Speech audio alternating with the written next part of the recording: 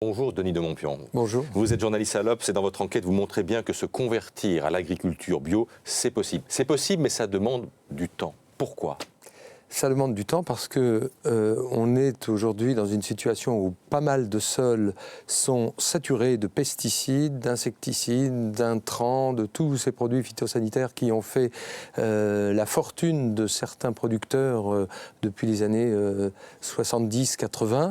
Et eh bien, les sols ont besoin de se reposer. D'ailleurs, il y a des régions, je pense au Lot-et-Garonne, où par exemple, vous visitez certains coins de ce département, eh bien, l'agriculture se fait hors sol, c'est-à-dire que les sols sont recouverts de toiles, on les laisse des années et des années reposer, et les tomates, les fraises, etc., et autres concombres également, poussent dans des bacs à 1 mètre de distance du sol, ce qui est totalement incroyable dans une région comme la France, qui est quand même riche pour son agriculture et ses températures. Alors ça demande des sacrifices aussi pour les agriculteurs, parce que 1 hectare d'oignons bio, vous écrivez qu'1 hectare d'oignons bio, c'est 500 heures de travail, alors que 20 heures suffisent dans l'agriculture classique.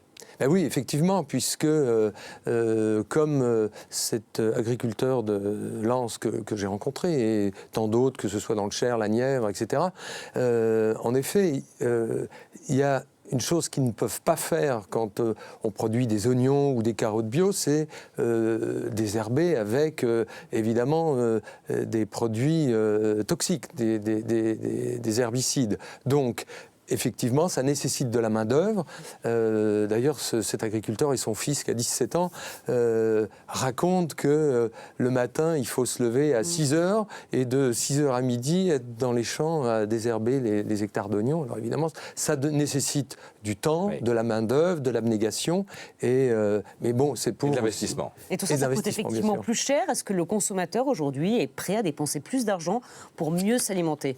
Alors écoutez, ce qui est intéressant, c'est qu'il y a d'ailleurs dans l'Obs de cette semaine une interview de Mélanie Laurent et Cyril Dion qui donc ont réalisé ce film Demain, qui risque d'être primé d'ailleurs en fin de semaine, et qui est un petit peu sur ce retour un peu à la terre. Et ce qui est extraordinaire, c'est qu'il montre bien, ainsi que les agriculteurs d'ailleurs, comment un produit bio que vous allez acheter, mettons 10 €, si vous le payez moins cher en conventionnel, c'est-à-dire quand un produit a poussé avec des intrants, etc., vous le payez de toute façon d'une autre manière.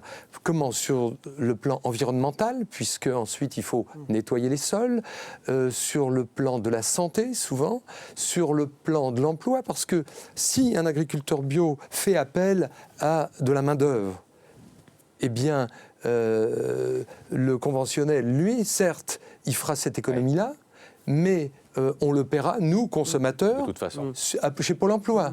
Quand vous avez plus de 6 millions de chômeurs, évidemment, vous voyez, on a fait le calcul, d'ailleurs, il y a, avec l'agriculture bio, on pourrait avoir 600 000 personnes qui auraient aujourd'hui du travail en plus. Ce n'est pas rien, quand même. Merci beaucoup, Denis de Montpion. Donc, ce dossier, la nouvelle vague bio, à découvrir. Sans compter que les produits sont meilleurs. Dans l'Obs, ça, c'est indéniable.